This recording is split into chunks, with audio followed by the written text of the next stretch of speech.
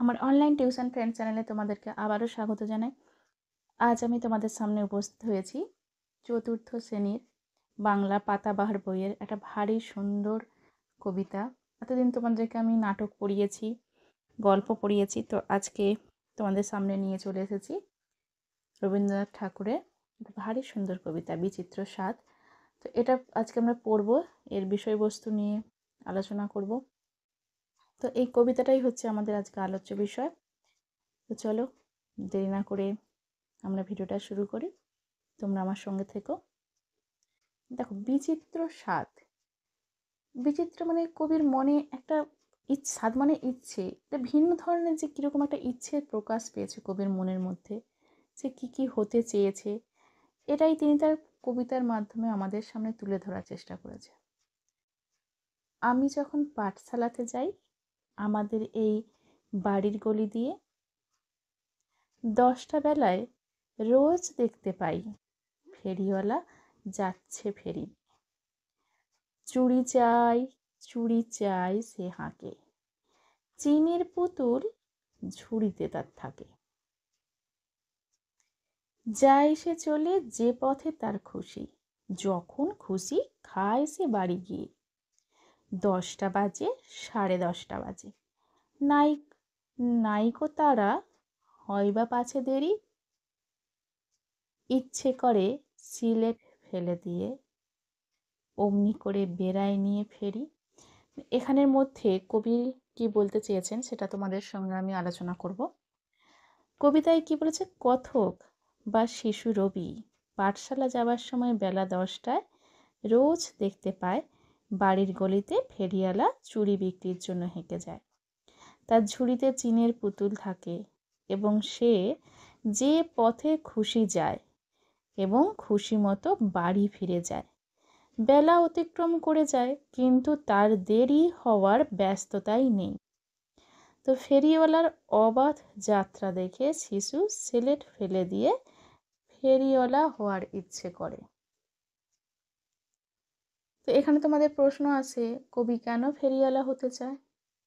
তো তোমাকে তখন এটা লিখতে হবে। নেক্সট বলেছে, দেখো, আমি যখন হাতে মেখে কালি ঘরে ফিরি 4:30 বাজে। কোদাল নিয়ে মাটি কোপায় মালি বাবুদের ওই ফুল বাগানের মাঝে। কেউ তো তারে মানা নাহি করে, কোদাল পাছে পড়ে পায়ের পরে। গায়ে মাথায় লাগছে কত ধুলো, কেউ তো এসে বকে না তার কাজে।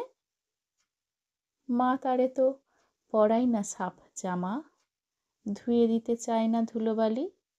ইচ্ছে করে আমি হতেম যদি বাবুদের ওই ফুল বাগানের মালি।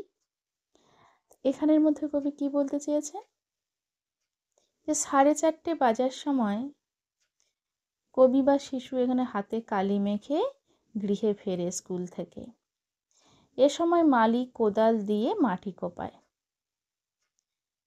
কেউ তাকে নিষেধ করে, কেউ তাকে বারণ করছে না যে কোদাল পায়ে পড়ে যাবে, এই কোদাল রেখে দে, তাকে এরকম করে কেউ ভয়ও দেখাচ্ছে না। এমনকি তার কাজে কেউ তাকে বকছেও না। মালির পরিষ্কার জামা পরাবার আগে ধুলোবালি ধুয়ে দিতেও চায় না, মানে পরিষ্কার জামা কাপড় পরানোর আগে তার ধুলোবালি ঝেড়ে দিয়ে পরিষ্কার সেটাও করছে না। এজন্য শিশুর ইচ্ছে কি হচ্ছে, তাকে তো কেউ বকাবকি করছে না, সে মাটি কপিয়েই যাচ্ছে কোদাল নিয়ে। তো এজন্য শিশুর ইচ্ছে, সে যদি বাবুদের ফুলবাগানের মালি হতো তাহলে তার স্বাদ পূর্ণ হতো। একটু বেশি রাত না হতে হতে মা আমারে ঘুম পাড়াতে চায়। জানলা দিয়ে দেখি যে পথে পাগড়ি পরে পাহাড়ওয়ালা যায়।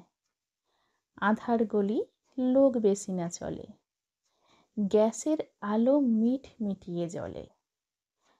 লণ্ঠনটি ঝুলিয়ে নিয়ে হাতে দাঁড়িয়ে থাকে বাড়ির দরজায়।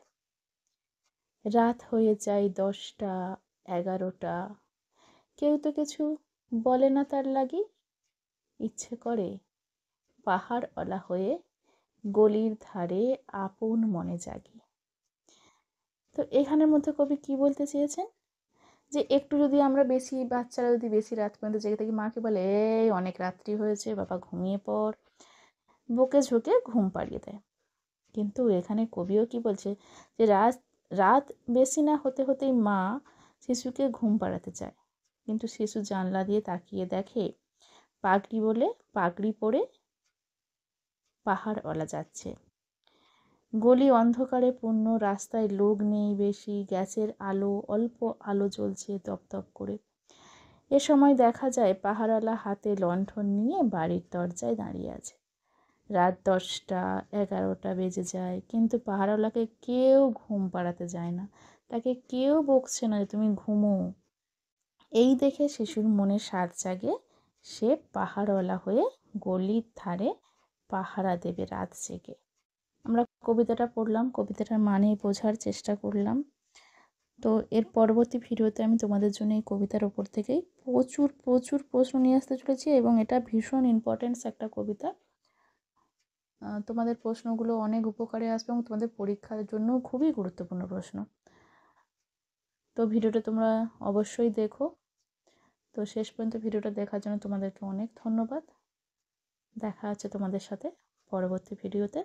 তোমরা সবাই খুব ভালো থেকো এবং সুস্থ থেকো।